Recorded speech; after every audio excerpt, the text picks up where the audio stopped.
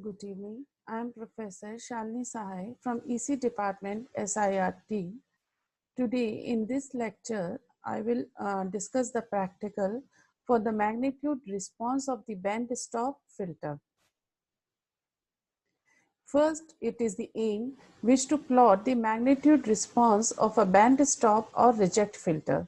So a band stop or reject filter is a filter which will reject a particular band and it will allow the other frequencies.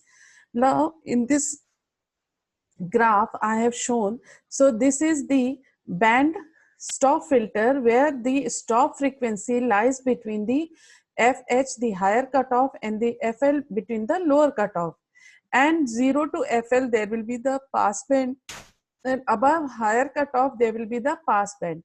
So stop band will lie between the boundaries of two pass bands.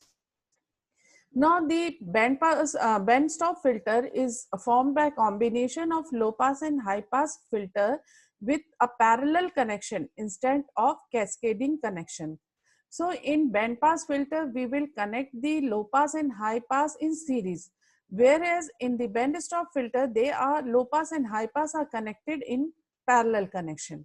So the name itself indicates that it will stop a particular band of frequency. So it eliminates the frequencies, which is called as band elimination filter or band reject filter. It will also possess two boundary frequency, or rather the two cutoff frequencies, lower cutoff and the higher cutoff. Here the filter moves from pass band to the stop band, and for higher cutoff range frequency the filter moves from the stop band to the pass band. Now, in between these two frequencies is the attenuation band, which means that the filter will stop the input voltage or to pass through for the particular certain range. Now here the FL represents the lower cutoff frequency and FH represent the higher cutoff frequency. Now the center frequency, it is the sum under root of lower cutoff and higher cutoff. So when the input signal is given, the low frequencies are passed through the low pass filter in the band stop circuit, and the high frequency are passed through the high pass filter in the circuit. This is the block diagram where the low pass filter and high pass filters are connected in shunt. So the low pass frequency will pass through low pass filter and the high frequency will pass through the high pass filter, and will take the output voltage from the shunt combination of the low pass and high pass filters. In practical, due to this capacitor switching mechanism in the high pass and low pass filter, the output characteristics are not same as that of the ideal filter. As we know that the charging and discharging of the capacitor is exponential.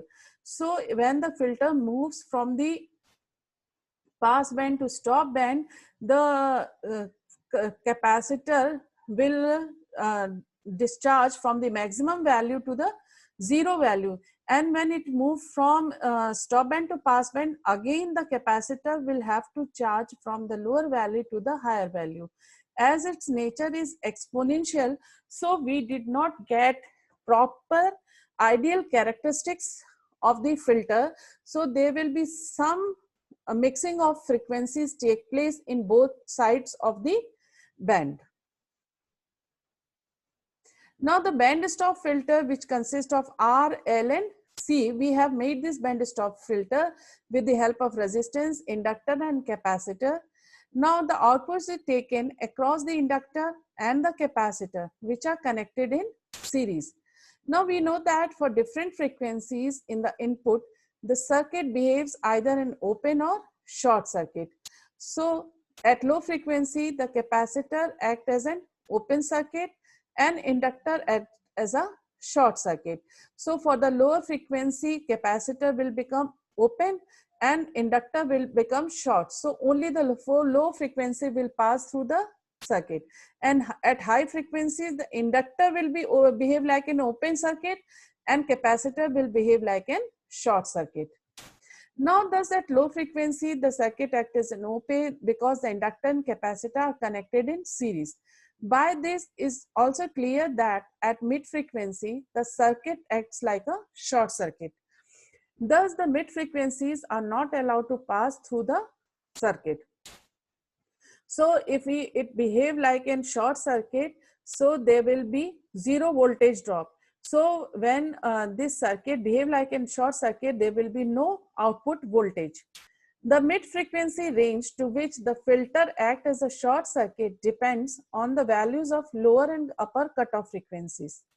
This lower and upper cutoff frequency values depends on the component values. So these values can be calculated with the help of the lower end frequencies of the lower frequencies as well as the values of L and C are determined by the transfer function. We know that for designing the band stop filter, we'll take the transfer function, and we have written the transfer function with the help of the circuit diagram. And here we have taken omega is equals to 2 pi f. Now the MATLAB code for this band stop filter, we have taken the frequency range from 0 to 0.01 interval up to 500. We'll take the G as the gain of the band stop filter. We have provided the gain, and to plot the magnitude, gain versus frequency, we have taken one command, that is semilog x w, and absolute value of G has been taken. We make the grid on, so we'll give the title as magnitude response of the band stop filter. We have labeled the X as frequency and Y label as gain. So with this program, we'll plot the simulation result of the band stop filter. We have marked the title. These are the labels X and Y. We have taken the frequency on X axis, and on the Y axis we have taken the gain. So for this frequency, for this is the band for the lower cutoff frequency. So we will have the gain as it is the pass band, we will have the gain as 1. And for above the higher cutoff frequency, again we will have the pass band and the gain will be equal to 1. This is the attenuation band or the stop band, where the gain is reduced from 1 to 0, and from here it will rise to 0 to 1. So this curve comes due to the capacitor nature. So we did not get the proper ideal characteristics, rather the practical characteristics of the band stop filter. Thank you.